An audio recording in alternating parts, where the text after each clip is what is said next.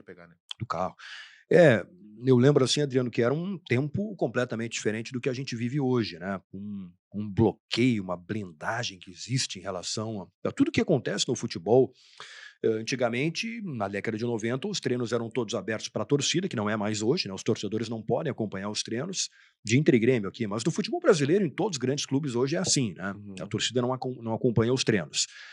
E a imprensa também acompanhava todos os trabalhos, e aí tinha de tudo, né, tinha entrevista antes do treino, pô, tu estava chegando ali, eu podia: "Pô, me dá uma entrevista com um gravadorzinho aqui", chegava: "Ah, não, dou", já dava entrevista antes do treino, 1 minuto antes de começar o treino, depois que terminava o treino, era entrevista a todo momento, né, e tinha oportunidade de conversar com as pessoas.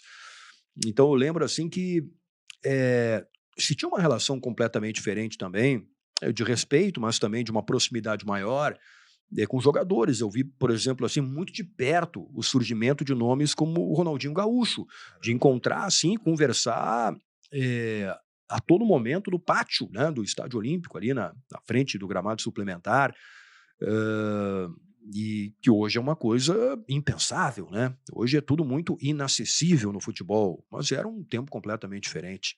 Como é que funcionava, assim, por exemplo, Gabardo? 1995, pra gente fechar de Uhum. Band, eu lembro que o Inter tinha o Argel, tinha o Branco, o Goicoechea, É. Murilo, me lembro de ir no treino, Murilo insatisfeito no carro, pegar uma aranha aqui, ó, Olha aí, aranhazinha aqui. que eu ouvi a conversa. O Murilo: "Não, o treinador não gosta de mim", no carro, cara, os torcedores em volta, ele ouvindo É, um som e ele falando isso, algo que hoje não se imagina. né. Como é que esquentavam essas notícias, por exemplo, determinado jogador vai jogar no Internacional, determinado jogador vai jogar no Grêmio.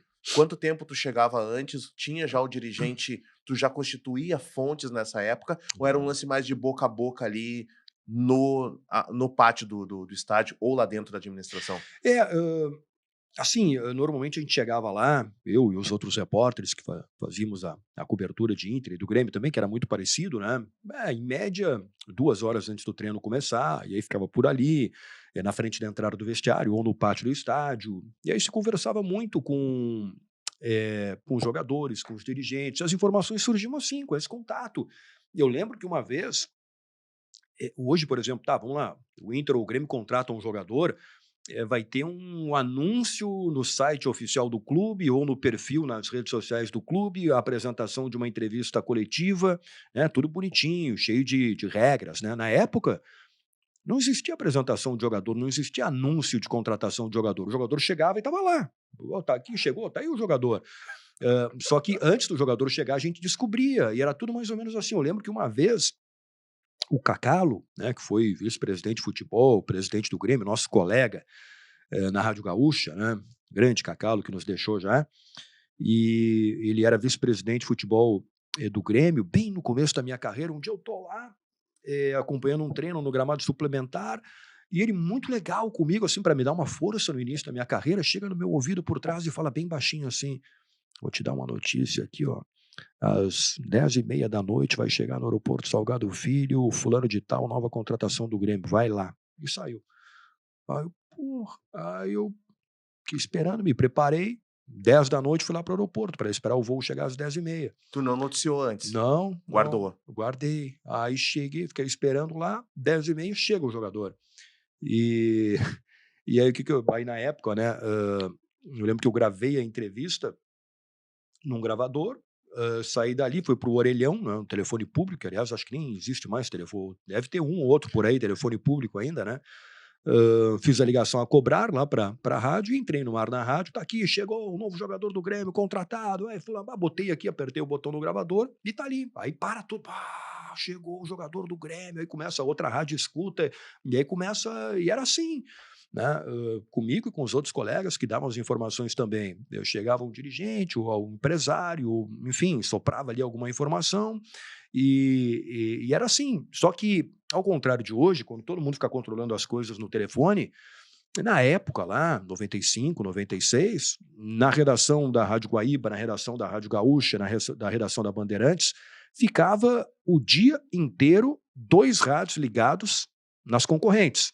Então, na redação de onde eu trabalhava lá, na Rádio Bandeirantes, ficavam 2 rádios o dia inteiro ligados, um na Rádio Gaúcha e o outro na Rádio Guaíba, para saber o que estava saindo de informação na Rádio Gaúcha e na Rádio Guaíba, porque era a Sabia única disso. maneira que a gente tinha de saber o que estava acontecendo. Não tem mais a timeline, não tinha timeline, não tinha site. Era assim, né?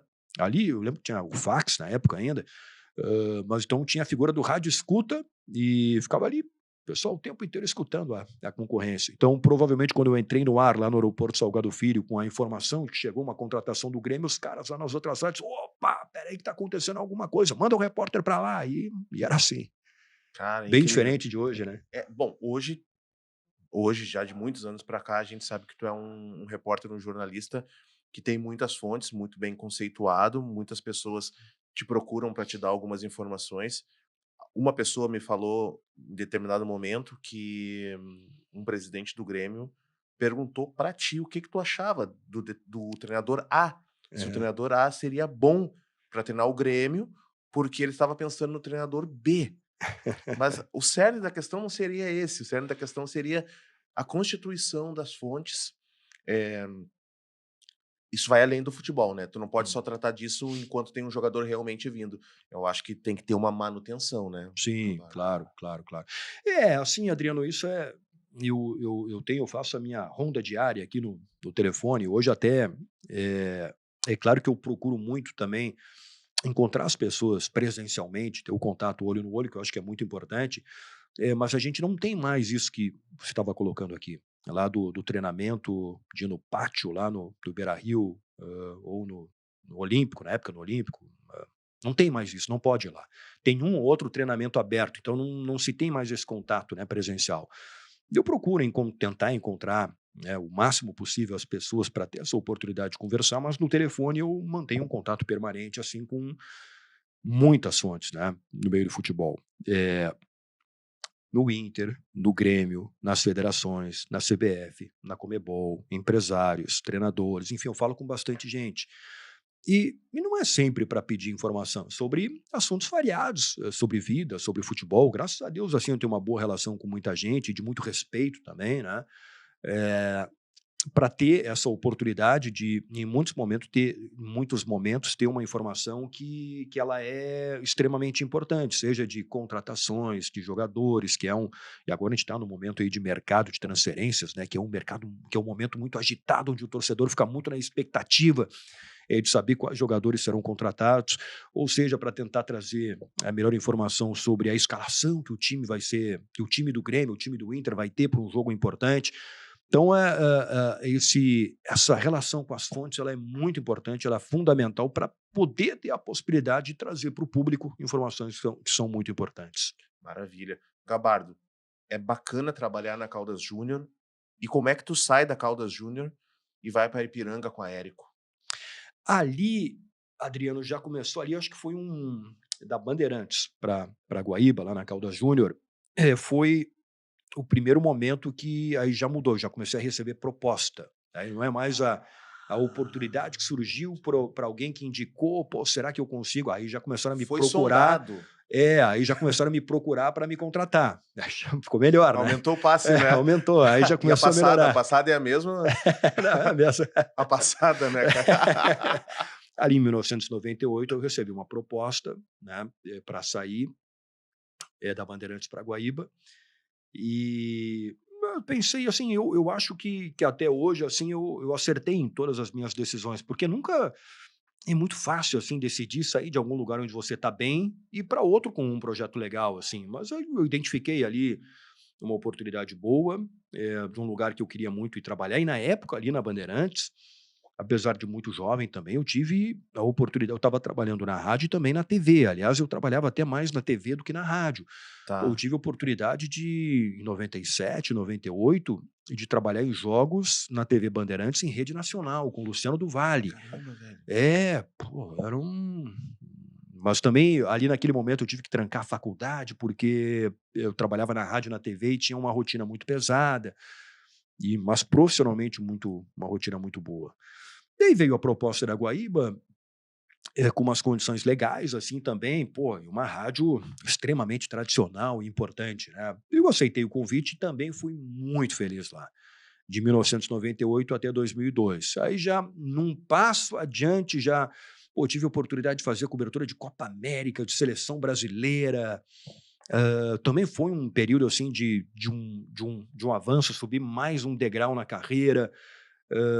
Trabalhei com gente legal, tive a oportunidade de trabalhar com grandes profissionais, de aprender mais ainda. Também foi um período assim muito marcante na minha vida. Gostei muito de ter trabalhado na Rádio Guaíba. Tu tava no Internacional 1, Palmeiras 0, gol do Dunga? Tava trabalhando na transmissão do jogo pela Rádio Guaíba. Narração Haroldo de Souza. Haroldo de Souza. Porque um cara fantástico, né? O Gabardo.